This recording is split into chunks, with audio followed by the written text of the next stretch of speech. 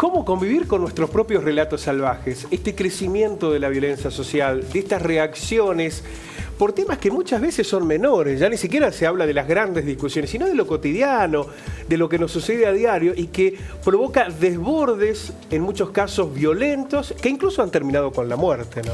Y estamos hablando de un disparador, tiene que ver con el caso de Manuel Balbo, el joven que fue asesinado en el Kempes, imputado de ser hincha de Talleres, este episodio aberrante que desnudó la situación de barbarie de la sociedad. Así es, como una pelea en una cancha de fútbol, un inconveniente de tránsito, una compra que no sale bien, ¿cómo puede generar esta situación de desbordes emocionales? Se lo vamos a preguntar a la licenciada Mariela Caraballo, nuestra columnista habitual. ¿Cómo le va? Buenas tardes. ¿Qué tal? Estamos cada vez más desbordados, esto de los relatos salvajes ya se ha convertido en una peligrosa cotidianeidad en los argentinos. Sí, la violencia es un comportamiento deliberado, ¿no?, hacia otra persona que puede provocar daños físicos o psicológicos a través de una amenaza, de una ofensa, de la fuerza física, y que, bueno, debe ser trabajado y tratado no solamente como un problema de salud pública, sino de seguridad de Estado, ¿no?, porque es un flagelo que está afectando demasiado a toda la sociedad. Sí quiero hacer hincapié en que, porque se dice que ahora se ven cosas que antes no se veían, o hay más violencia que antes. La violencia es un hecho histórico, es decir, siempre hubo violencia. Ya en la Biblia leemos el Génesis de cómo el hombre y la mujer han sido violentados por la serpiente. Y de ahí en más un montón de otras situaciones donde la violencia es como nombrada o se le da o disfrazada bajo otro nombre, como por ejemplo actos heroicos, ¿no? Ante una guerra o matar a una masa de personas era un acto heroico. En fin, ahora la violencia es violencia y creo que en eso se ha avanzado en poder ponerle nombre a la violencia.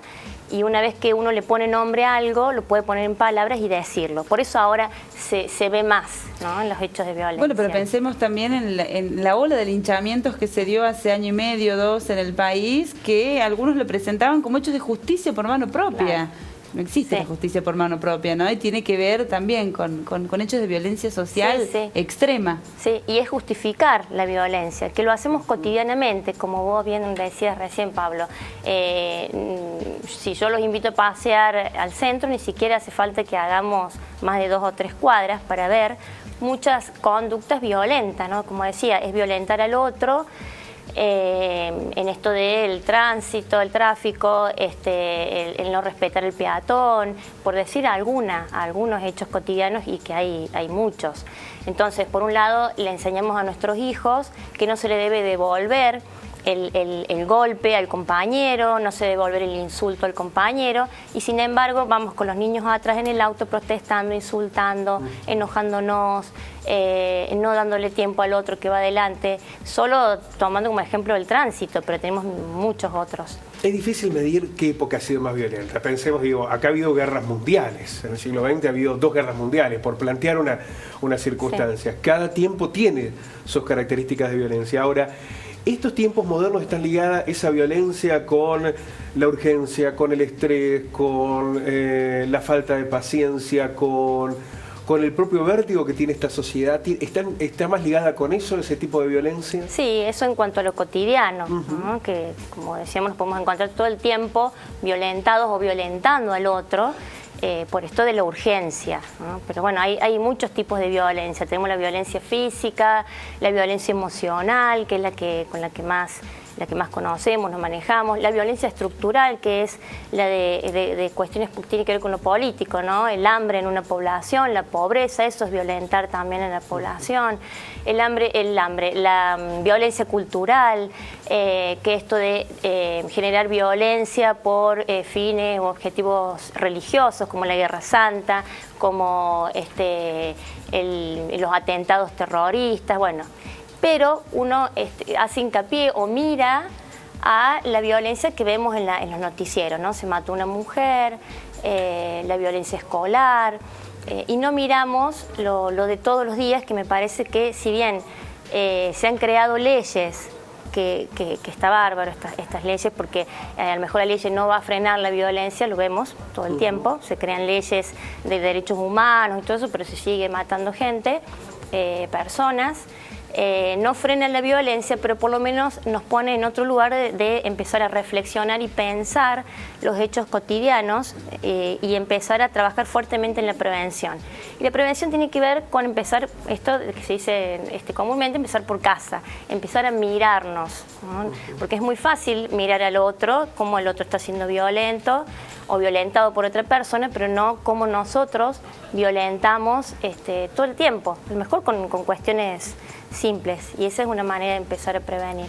Mariela, ¿hay forma de parar un episodio, un hecho de violencia así social como lo que estábamos viendo que sucedió en la cancha de Belgrano? Digo, o cuando los violentos se suman, cuando se da en grupo, hay un factor o hay un plus que ya se despega de cada uno y es incontrolable. No sé si se entiende lo que quiero preguntar. Sí. ¿Cómo se frena una situación de violencia masiva, un linchamiento, un ataque en la cancha? ¿Qué se puede hacer? Muchas veces el líder que provoca este tipo de movilizaciones o hechos violentos puede tener unas características patológicas de personalidad que hace que el resto lo siga, sin que a lo mejor tengan las mismas características, pero es como que la situación hace que el grupo provoque estos hechos de violencia.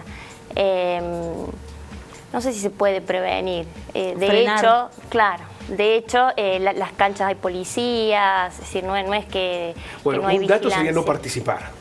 Claro, no participar, por eso digo, el mirarse uno, ¿no? Decir, defender a la víctima, pero al menos no participar, no sumarse en el acto de violencia, que fue lo que pasó en la tribuna de Belgrano, ¿no? Sí. ¿Cuántos se fueron sumando al paso de Balbo, le iban pegando?